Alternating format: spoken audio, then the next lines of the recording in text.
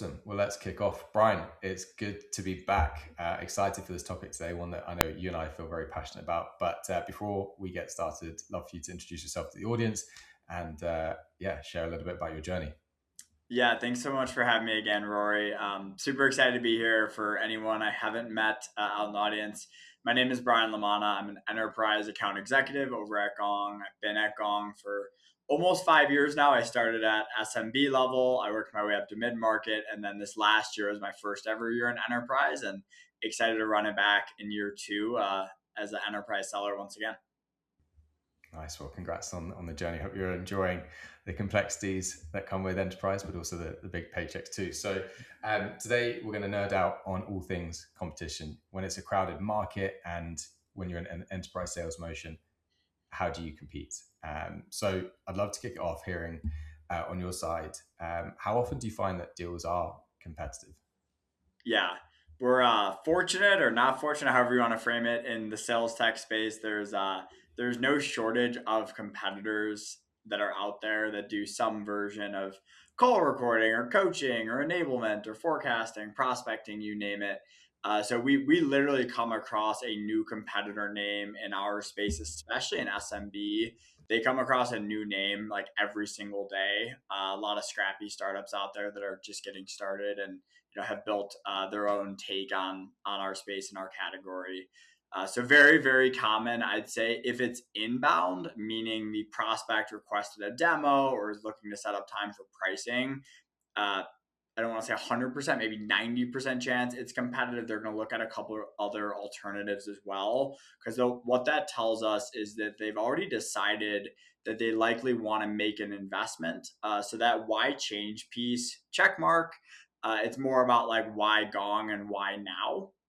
Versus if it's outbound related, meaning we went to them first, it was a cold call, it was a cold email, we're trying to share how our solution helps similar companies. It might be more like 50-50. There's a chance that they don't leverage anything yet in that category, and maybe they're a later adopter when it comes to some of that technology.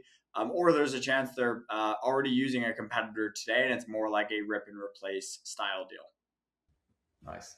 So you don't get scared off when you hear competition in the mix. For you, it's let's go. You're a little bit more excited. It's like a qualification criteria.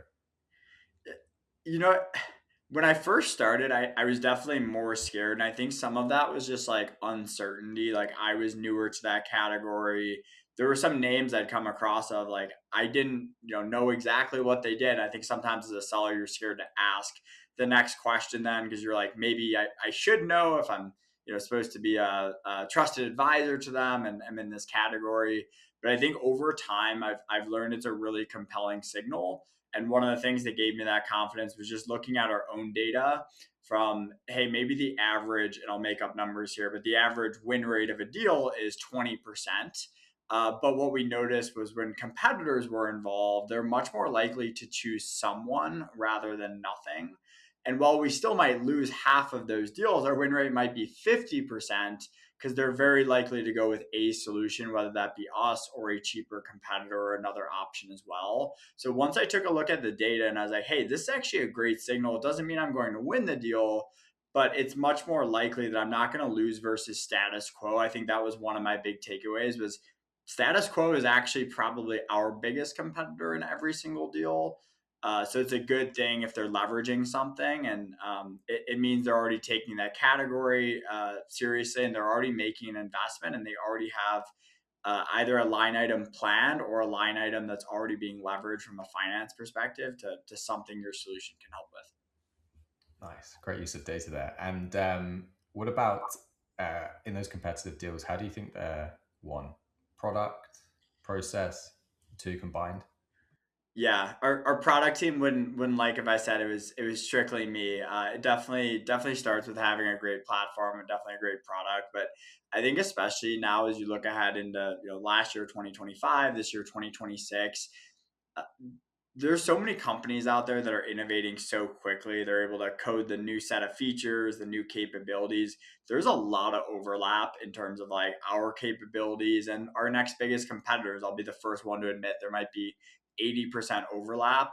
So I think more and more the buyer experience is actually what can help differentiate yourself. It's all going to start first off with just like truly understanding that customer prospect, like their outcomes, their initiatives, their priorities. And when I uncover those through discovery, I try to remove Gong or competitor X or competitor Y completely off the table. I just want to understand their world, their priorities, their outcomes.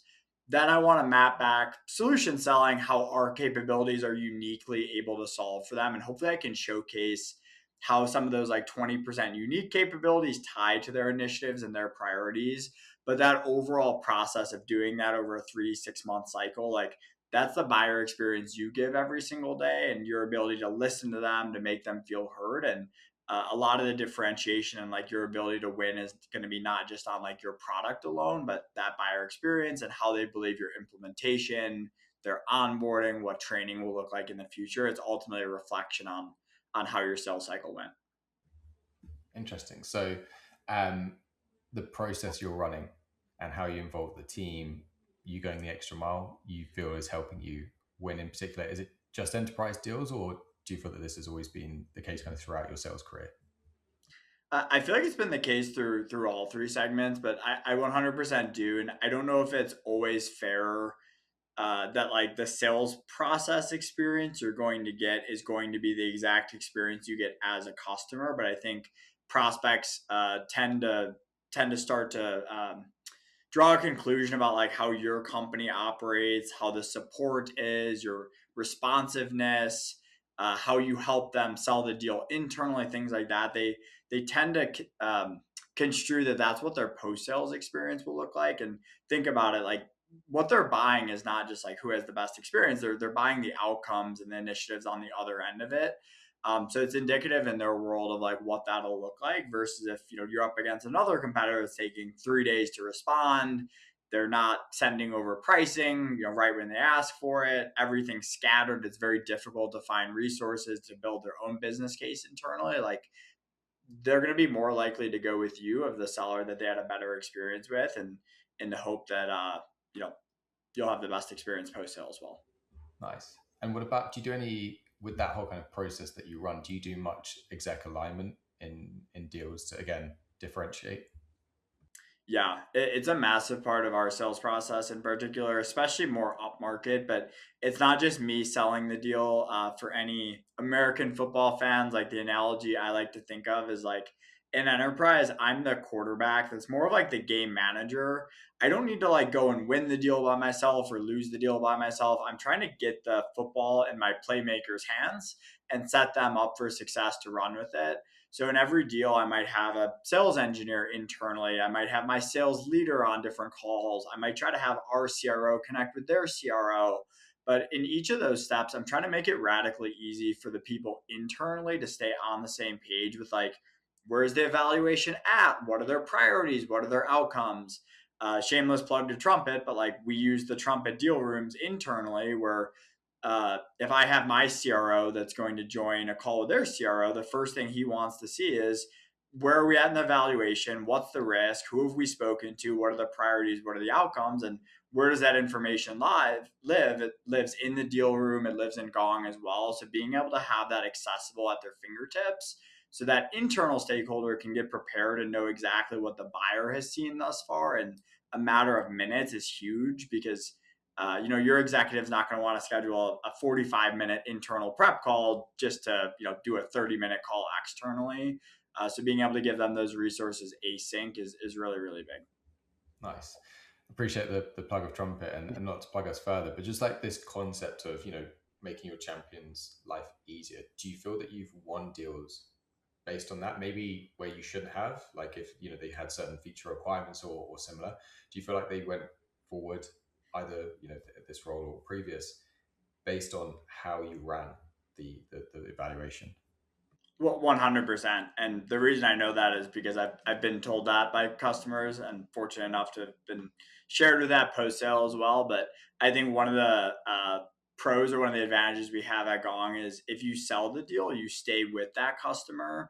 So it is up to me as well to make sure that the outcomes we, aligned around, we're able to achieve on. If they have any issues, I'm able to help escalate things or get them to the right people internally. So I think like me proving that in the call it a 6 month sales cycle that I'm that person that's going to be there on a recharge day to hit them back quickly via text if they have something urgent come up, or I'm able to go the extra mile. Maybe they have a team in EMEA or Australia that needs a training session outside of normal hours. I'm not saying you have to normalize that as a seller, but I'm saying being willing to go above and beyond for your absolute best accounts and bend the line here and there to make sure that they're set up for the utmost success. And when you're able to prove that, and not just your evaluation, but how you're able to keep things super organized for them, we got to think about as well as sellers, like this is one of the sales cycles between me and my prospect, but they have another one really, and it's between them and their internal team, between procurement, between all the other champions they need to get on board. Like you need to make sure that that process is also set up for success, where you make things as easy for them to navigate, helping them build out the business case, helping them crunch the numbers for ROI or pricing, or to future proof it as well. Yeah, I love this mindset. Really resonates. I think it was Mark Roberge at HubSpot who coined the term like, "How you sell is how you win," and that awareness of the journey your prospect is going through and just how complex it is and everything that they've got to do to navigate multiple stakeholders internally, compare different vendors when it's never apples for apples. Leather, pricing is never even the same. It is so difficult and there's so much risk involved. And it goes back to what you were saying. So many deals fall through due to indecision, um, but it feels like they don't need to if you run a good book of business. Exactly. And I think we got to keep in mind as sellers, like they're the ones with more on the line in every deal. Like if you lose that opportunity, you have 20 others you're working on. But if they internally advocate for your solution, especially in the enterprise, and it's not just, we'll call it a $500,000 investment, but it's all the time, the resources, like getting everyone to row in the right way, and it does fail or it falls on its head, like that is on them, that's on their brand, it's on their equity.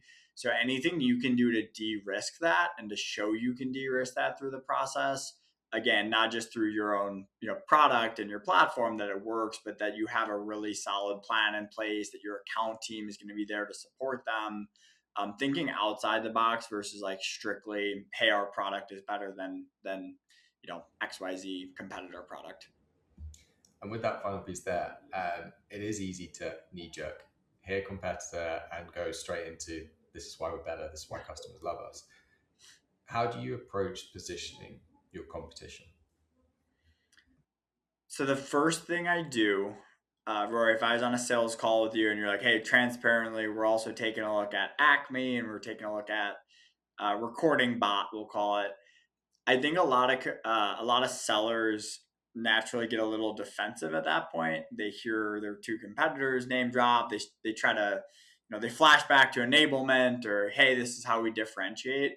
My reaction is to try to just kind of like disarm the situation in general and like congratulate them and surprise them a little bit. So usually my response is like, hey Rory, that's awesome news. Like it's exciting to hear that the team has decided like, hey, this is a big enough problem and priority that it's worth investing into. Those two are great options.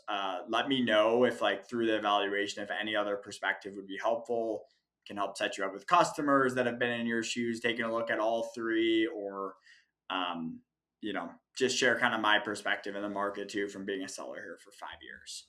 So I think the key is Nice. to not just like rush into the differentiation. Like there'll be a time and a place to kind of connect the dots for them. But um, especially if they're using, if like they're, been with a competitor for 3 years, they tell you that. I'm like, that's amazing news. Like you're already making the investment. There was a reason why you made that. Hopefully you're seeing some of the outcomes. Like that's awesome news. That means instead of the line item being $0 in finance, maybe it's half the amount of your solution or two-thirds, and that's an easier incremental win versus net new.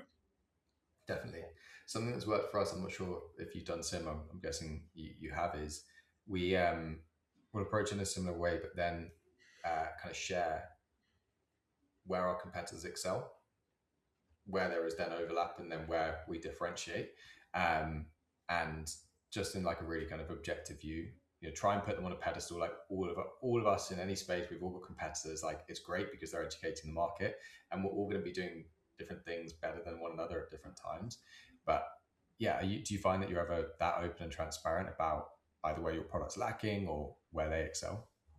I am, and definitely follow something similar. I've coined it like in my head. I call it like reverse complimenting, because you are complimenting that competitor, but it might be in a way that actually positions them in the antithesis of like what they're looking for in a solution. So imagine I'll take the Gong hat off for a second, and imagine we're selling like marketing technology for SEO and showing up high on Google. If you're like this all-in-one platform that's super efficient and like easy to use, and maybe you're up against a competitor that's like, it's an amazing tool, but it's highly specialized. You need to, use it 30 hours a week to see great results. If I'm speaking to a lean team over there, I might say, hey, Acme is a tremendous solution. What I've heard from our customers is if you have 30 hours a week to dedicate to it, you will see crazy good results. They're super powerful in XYZ area. Knowing that the person I'm speaking to, like, they're a digital marketer and they already told me, right, they only have a couple hours a week to dedicate to SEO. So like you're almost positioning them in like the reverse way of what they're looking for. I think the key here is like it needs to be true in terms of how you're positioning that to have credibility, and make sure it's coming from like an authentic place as well. Um, but yeah, I mean, call out where they're strong at, and just keep in mind, like, at the end of the day, truly what they're looking for in terms of some of their criteria. And if you don't know yet, great time to ask when they start looking at competitors, like getting them to put their chips on the table and being able to say, hey, in order to best support you in this evaluation, like, we would love to be, very open with you about, where we excel and where we don't. And we'd love to hear from you as well. Like, what is absolutely most important to you for when you make this decision? Nice. And what about customer introductions? Do they form a regular part of your sales process? Yeah, I've gone back and forth on this. On one hand, like, I I value the customers I work with and my prospects' time like so much that I feel like oftentimes when someone asks for a reference, oftentimes, not always, but they're pretty early stage. They haven't fully flushed out the idea yet. They're not even sure if they want to move forward. I'm very careful not to waste one of our customers' time and ask them for an hour or 30 minutes, whatever it is, to share their experience. Just knowing how valuable that is. On another hand, I think it can be a huge weapon. Like, if you feel like that prospect or potential customer is in a pivotal spot in the evaluation, we're like hearing firsthand, and it's specific as well. So imagine in our world that a CRO has walked through multiple demos. They're very excited about the solution, but they just can't get over how recording is allowed in EMEA. And like, that's their hang up. They're stuck there. They love everything else. They love the insights. They know how they leverage it. That's when I might tap a reference of like an EMEA customer that had that same concern. They have the data behind it. Hey, we were able to record 97% of conversations. Here is the value, because it's a very specific solve. So I would just be careful in like how you leverage them. But that's a real example. By the way, I'm dealing with that right now with a Q1 deal here. But yeah, just make sure that there's a specific ask, and it's not just like, hey, I'd love to talk to a customer just to kind of pick their brain and hear their thoughts. Like, I would want to learn more from that prospect first. Like, hey, what Mm, exactly are you looking to solve for? Because there's a good chance you can solve for that as a seller without wasting or tapping one of your customers' time. definitely. Last couple from me. Yeah. So, when competitors race to the bottom, how do you, how do you, I guess, defend against that? If you buy cheap, you buy twice, right? All jokes aside, I try not to get in that race, and I think the way I try to prevent us from getting in that position of that like reverse bidding war is making sure that before we discount and put forward different incentives, that we are a vendor of choice, and that cost aside, price aside, they would want to move forward with Gong as a solution. And I make that very clear with them. Like, hey, Roy, we're 100% committed to working within your constraints and, putting our best foot forward. But like, before I go to my team on that front and burn internal capital, like I need to know from you all that like, hey, we do want to move forward with Gong, price aside, when that date is, what that go live timeline is, and be really, really crystal clear that like we're the preferred vendor of choice here. So one, making sure that I think can prevent some of that and kind of getting that like upfront contract in a way. But if it does get to that point where you then put it forward, they're like, hey, somebody's coming in at half the price. Each situation is different, so I'm careful not to give like generic advice here that can be different for every deal. But I think in general, trying to go back to their outcomes, their priorities, and like if you have a really strong business case where it's like, hey, what we talked about is like we're going after a $10 million opportunity here. Like this problem is causing our business to lose $1 million every single month. And Gong is $200,000. Like, yes, it is more than $100,000, which is competitor Y is, but like, what's the cost if you get this wrong? Like, versus what we're going after in that $10 million opportunity, like, it doesn't seem like $200,000 would be too much of an investment. And just being able to push back, like, in a respectful way with your champion and that team you're working with, and like getting them to zoom out and like think back to that outcome they're looking for. Because I think in negotiation, especially if it drags a week or two, they can get so laser focused on like price that they forget about like why they kicked off this evaluation 2, 3, 6 months ago in the first place. Definitely. Classic saying, pricing is only an issue in the absence of value. So you summarized it nicely there. Yeah. And then last one from me, if a seller approached you on the street and said, Brian, I need help competing, what would be your elevator pitch, your summary, like your mantra when you approach competitive deals? My elevator pitch would be, it all starts with discovery. You're unable to differentiate if you don't have an understanding of their priorities and their outcomes. If you highlight differentiated features in your platform, that 20% that's unique, and it doesn't connect to something they care about, what they're going to hit you with, Rory, is, hey, this looks really slick, but your solution is a Ferrari and all we need is a Honda. And that means you showed too much. That means you showed capabilities they don't need. So it all starts with discovery, understanding their priorities, their outcomes. And it's almost like a Venn diagram of being able to then pair that up with where your solution is unique, that 20, 30%. It's not just your product, but it's buyer experience, it's your services, it's implementation, and being able to map those two together. That's really how competitive deals are won and lost. Love that. I feel like most people just reel off a list of all these things, but nailed it. Any good sales leader knows qualification is the key to success. Brian, I thoroughly enjoyed that. I learned a few things, so thank you for the time. Of course. Thanks for having me.